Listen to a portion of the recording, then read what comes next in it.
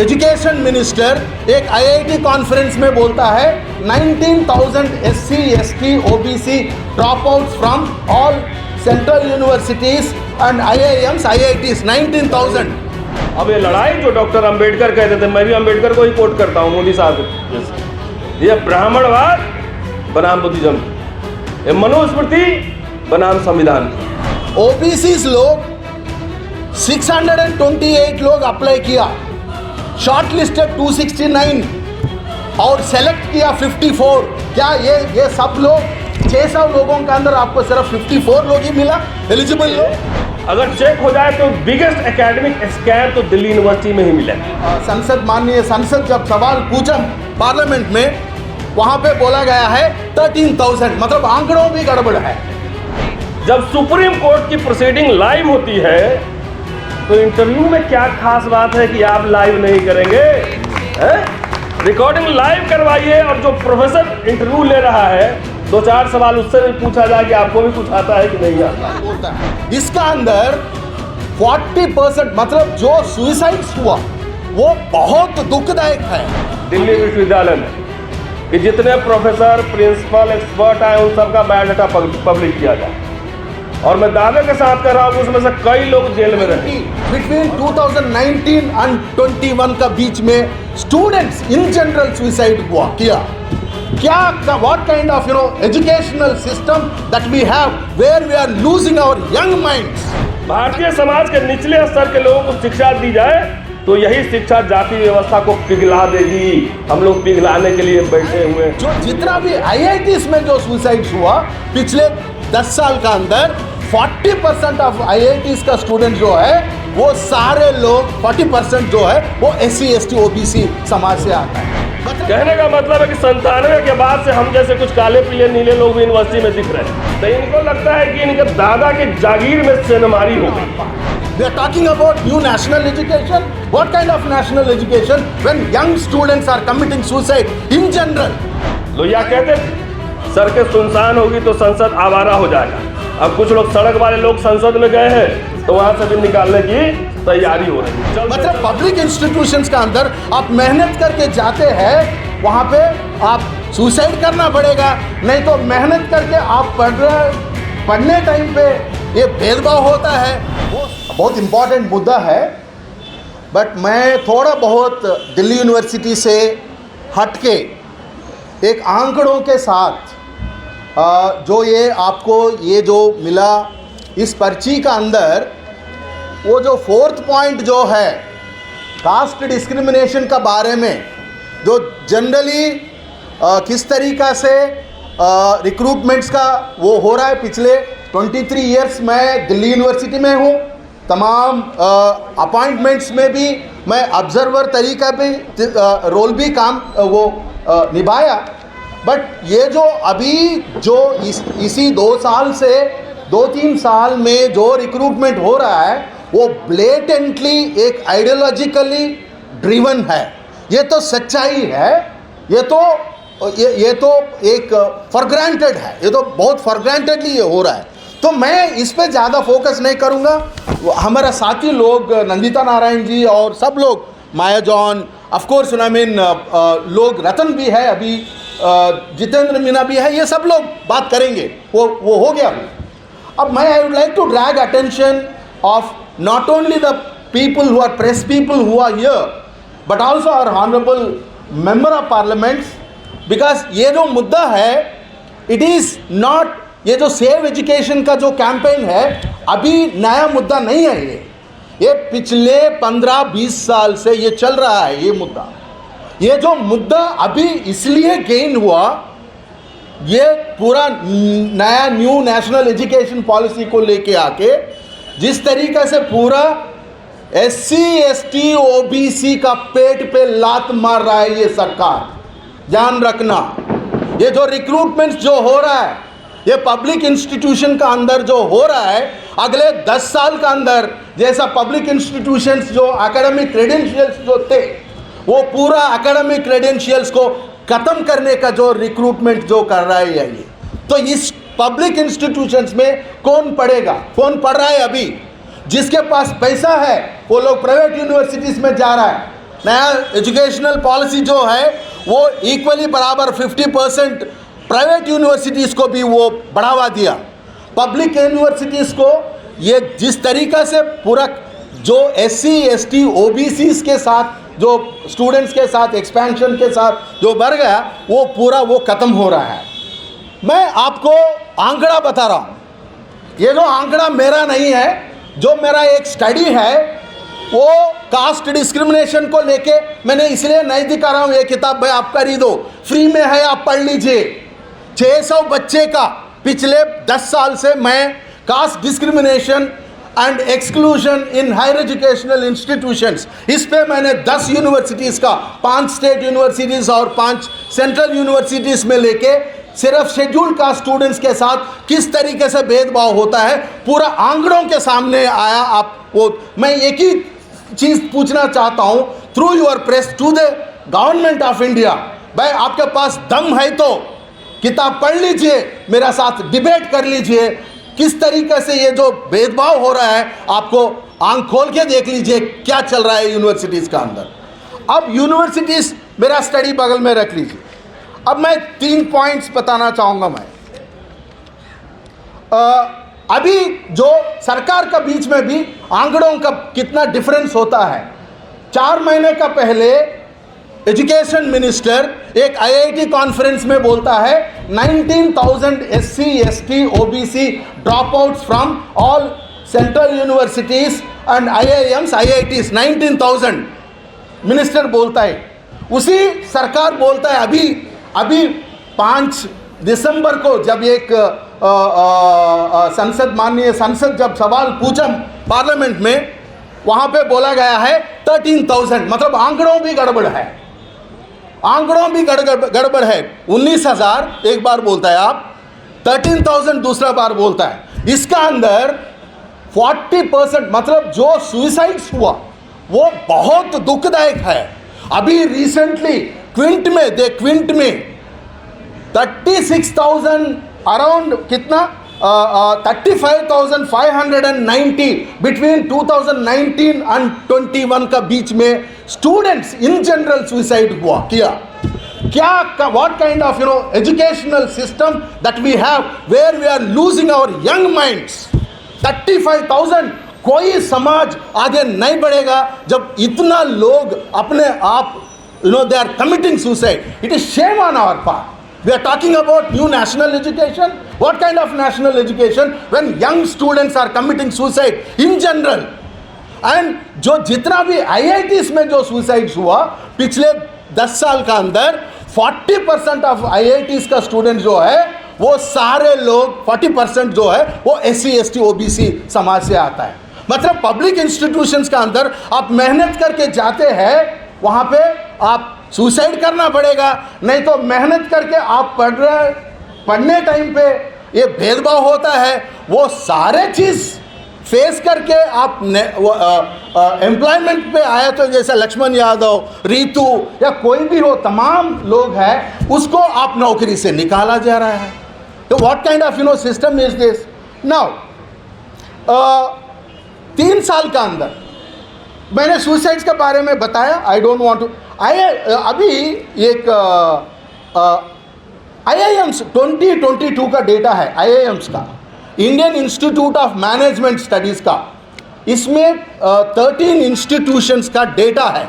ये जो डेटा है ये तो अंबेडकर पेरियार फूले स्टडी सर्कल IIT बॉम्बे ने RKI द्वारा पूछा है।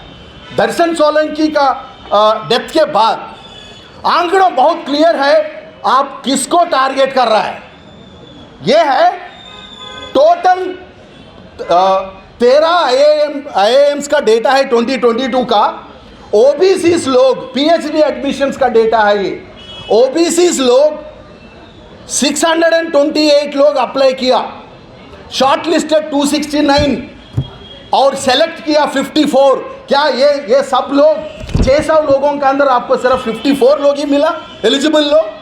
उसी तरीके से SC 310 applications, short listed 112 and selected 15 candidates. ST का 96 एप्लीकेंट्स है, शॉर्टलिस्टेड 49, सेलेक्टेड 7 लोग हैं। मतलब देखिए ब्लेटेंटली किस तरीका से ये सोशली बैकग्राउंड स्टूडेंट्स को हायर एजुकेशनल इंस्टीट्यूशंस का अंदर नहीं आने दे रहा है। क्यों इस तरीका से भेदभाव हो रहा है? ये पब्लिक इंस्टीट्यूशंस है, ये पब्लिक इंस्टीट्यूशन किसी बाप का जागीरी नहीं है, ये सबका जागीरी है इस देश का अंदर। और 2 पॉइंट है। इसी साल मार्च का अंदर IIT चेन्नई में 3 सुसाइड्स हुआ लगातार, बैक टू बैक। जून में दर्शन सोलंकी का होता है IIT मुंबई में। जुलाई और अगस्त में IIT हैदराबाद में 2 लोग सुसाइड किया। अक्टूबर नवंबर में IIT दिल्ली में सुसाइड किया। ये तो नंबर चलता रहेगा। मतलब आपको ये बोल रहा हूँ आंकड़ों के साथ, बिकॉज हवा में बाजी नहीं कर रहे हैं हम सब लोग यहाँ पे बैठ के। भाई हम प्रूव कर रहे हैं that look this is what the statistics is. You don't have statistics, we have statistics. And last point, मैं ये बताना चाहूँगा, रिपीटेडली नहीं बोलूँगा, the quality of education and the future generations, इसमें बहुत क्लोज रिश्ता है। और एजुकेशन के साथ एम्प्लॉयमेंट का रिश्ता है। There is a close connection between the quality of education, employment and also the future generations, how you are tuning them. So the public funded institutions are being targeted and specifically dismantled by the BJP led RSS Hindutva government, and this is a fact. 2 points.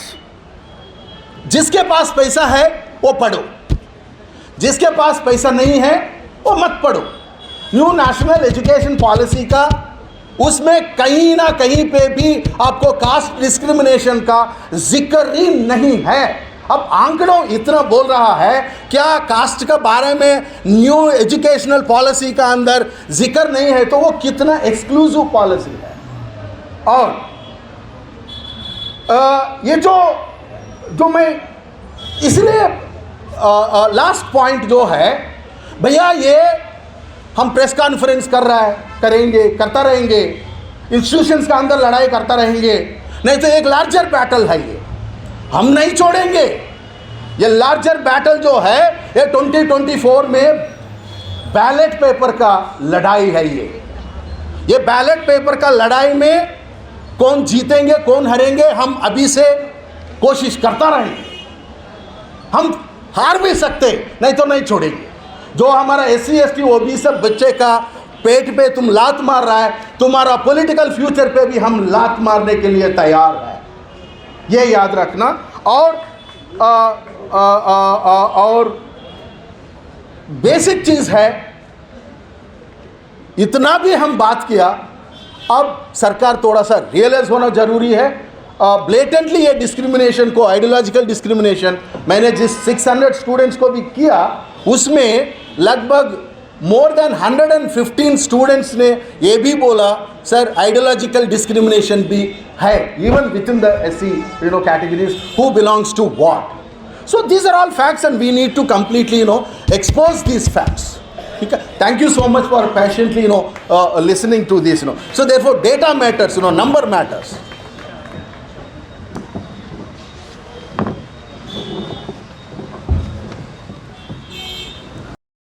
Vindictive, then let's make resistance fashionable. ये अगर system oppressive हो तो प्रतिरोध को fashionable बनाना चाहिए। One nation, one election, one leader और one ideology. You either agree with us, agree with संघीस, otherwise you will be thrown out. Promotion, छुट्टी, नौकरी।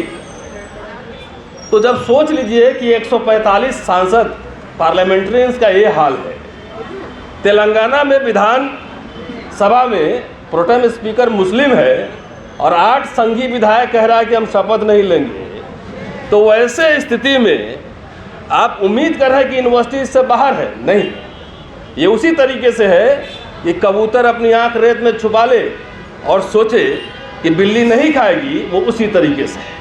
तो जो यहाँ 3 लोग हम लोग हैं यहाँ पे, लक्ष्मण, ऋतु और मैं, ये प्रोटेस्ट के 3 सिंबल हैं अभी यहाँ पर बैठे हुए। तो सब लोग डरेगा नहीं, भागेगा नहीं, फैशनेबल बनाएंगे रेसिस्टेंस को। अब ये लड़ाई ये नौकरी या प्रमोशन या छुट्टी का नहीं। अब ये लड़ाई जो डॉक्टर अंबेडकर कहते थे, मैं भी अंबेडकर को ही कोट करता हूँ मोदी साहब जैसे, ये ब्राह्मणवाद बनाम बुद्धिज्म की, ये मनुस्मृति बनाम संविधान की है। लक्ष्मण जी, रितु मैडम, अरे हम लोग क्या करें, सांसदों को अभी धकियाया जा रहा है और अगली बार बीजेपी आ गई सत्ता में तो पता नहीं 2-4 मुक्का लग भी जाएगा उधर संसद के अंदर। अब मनोज जी पर तो डबल अटैक है, वहाँ से बचेंगे तो यूनिवर्सिटी में पकड़ लेगा। 1-2 बातें कहना चाहता हूँ। लक्ष्मण का बायोडाटा मैंने हाथ में और मेरा बायोडाटा भी जाके आप चेक कर सकते हैं। मैं इस मंच के माध्यम से चुनौती दे रहा हूँ दिल्ली विश्वविद्यालय में कि जितने प्रोफेसर, प्रिंसिपल, एक्सपर्ट आए उन सबका बायोडाटा पब्लिक किया जाए। और मैं दावे के साथ कर रहा हूँ कि उसमें से कई लोग जेल में रहेंगे। और पहली शुरुआत मेरे ही कॉलेज से कर लीजिए। मेरे प्रिंसिपल का जाके दिल्ली यूनिवर्सिटी के हिंदू कॉलेज में वेबसाइट पे बायोडाटा चेक करिए। अरे हम लोग किताब लिखते हैं तो it is for public consumption, संदूक में रखने के लिए नहीं लिखते हैं। सब एक एक पैराग्राफ का आर्टिकल लिखा प्रोफेसर बना हुआ है, एक पैराग्राफ का, और उनके 3 प्रोफेसर के बराबर हमारे पॉइंट लेकिन रोके जाएंगे। तो इसलिए अगर चेक हो जाए तो बिगेस्ट एकेडमिक स्कैम तो दिल्ली यूनिवर्सिटी में ही मिलेगा। जब सुप्रीम कोर्ट की प्रोसीडिंग लाइव होती है तो इंटरव्यू में क्या खास बात है कि आप लाइव नहीं करेंगे? रिकॉर्डिंग लाइव करवाइए और जो प्रोफेसर इंटरव्यू ले रहा है 2-4 सवाल उससे भी पूछा जाए कि आपको भी कुछ आता है कि नहीं आता है, वो उनसे पूछा जाए।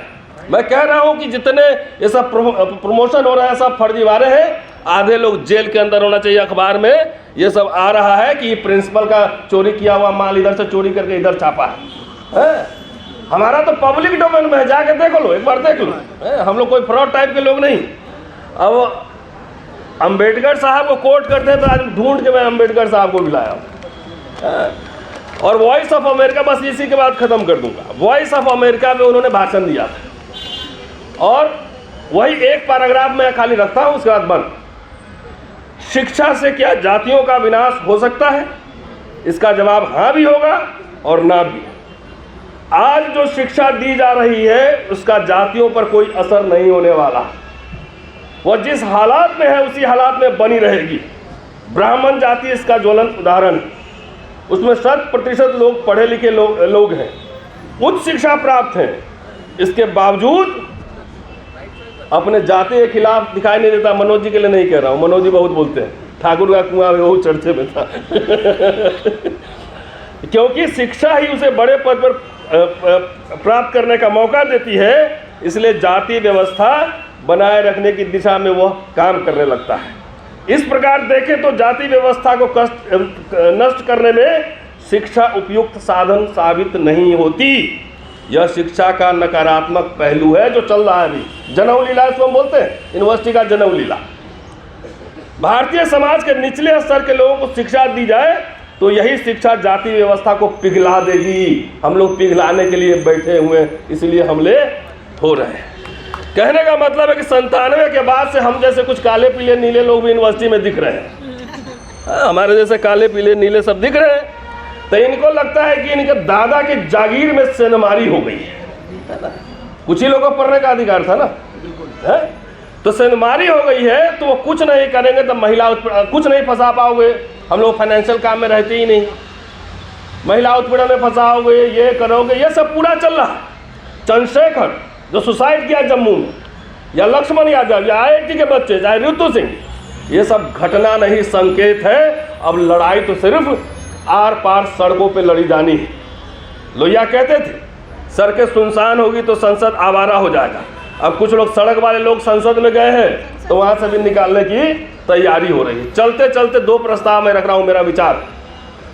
17 जनवरी को राष्ट्रीय स्तर पर प्रतिरोध दिवस मनाया जाएगा, हम लोग मनाएंगे रोहित मुमला के जयंती के। और दूसरा विचार हमारा ये है, और मैंने मनोज जी से बात की और तमाम पिछले प्रेस कॉन्फ्रेंस में भी हमने बात की थी, कि जितने हमारे जैसे लोग हैं, हमारे जैसे एक्टिविस्ट हैं, इंटेलेक्चुअल हैं, पढ़ते नहीं लिखने वाले, पूरे देश भर में चले, कम से कम स्टेट कैपिटल में जाके इन संगीज का जो है, इन संगीज का ये पोल खोल करें, बोले कि शिक्षा पर हमला और मेरे ऊपर हमला नहीं है, ये व्यक्तिगत लड़ाई नहीं है, ये आने वाले पीढ़ियों को बचाने की लड़ाई है, ये लड़ाई सिंगोल बनाम अशोक स्तंभ की लड़ाई है। तो साथियों, अब मैं ज़्यादा वक्त नहीं लूँगा, 3 हमारे सांसद महोदय बैठे हुए हैं, उन्हीं से ज़्यादा सुनेंगे, मैं बोलने के मूड में वैसे नहीं था। तो बेसिकली मैं मनोज जी से बार बार कह रहा हूँ कि it is a political battle. अगर हमारा निकाला जाना पॉलिटिकल है तो हमारा रेसिस्टेंस भी पॉलिटिकल होगा, सड़कों पर लड़नी पड़ेगी। अब ये लड़ाई तो हम लोग अपनी ताकत लगाएंगे ही। लीडर्स लोग से भी आग्रह कर रहे हैं कि अंदर जो राम मुताबिक खत्म कीजिए, पहले इसको सरकार उखाड़िए। ये सरकार जिस दिन उखाड़ेंगे यूनिवर्सिटी तो ऐसी गुलाम हो, तो ऐसी ठीक हो जाएगी एक दिन में। आधा उसमें से मैं मनोज जी दावे के साथ कह रहा हूँ, हम लोग करीब 25-30 साल से कैंपस में है, आधा तो उसमें बना हुआ अभी पूछ अपना रंगे हुए है। जिस दिन सरकार बदलेगी वो पानी में जाके रंग उतार लगा।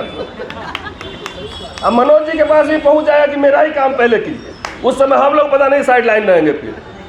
तो इसलिए पहले उखाड़िए, उसके बाद देखा जाएगा। शुक्रिया।